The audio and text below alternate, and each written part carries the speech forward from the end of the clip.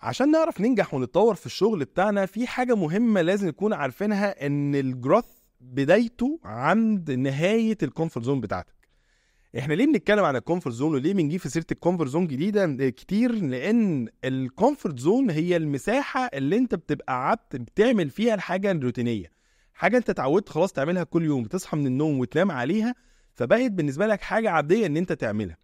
الجروث بتاعك بيبدأ لما تبدأ ان انت تقرر تعمل حاجة مختلفة في الشغلانة اللي انت شغال فيها، سواء في نفس الشركة او حاجة بره الشركة اللي انت شغال فيها. هتضطرك ان انت تبدأ تعمل حاجات غير التقليدية اللي انت متعود عليها. دي اللي احنا بنسميها الجروث فيز. الجروث فيز ليه؟ ان انت بتبدأ تطور وتقوي في عضلاتك بشكل مختلف عن ما كنت عليه الاول. مثلا ناس كتير جدا ما بتحبش البرزنتيشن قدام الناس، ولكن بتيجي في محطة من محطات حياتك انت لازم تقف قدام المانجمنت وتعرض عليهم الارقام بتاعة الادارة بتاعتك، انت حضرتك بقيت مدير الادارة دي.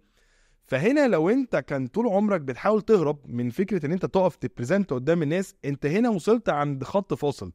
اول ما تبدأ تحس ان انت عايز تكسر الحاجز ده، تعمل حاجة جديدة تغير بيها المود بتاعك وتغير بيها التحدي اللي انت شغال فيه في الشركة او في البروفيشن انت شغال فيه، اعرف ساعتها انت دخلت على حاجة اسمها جروث زون.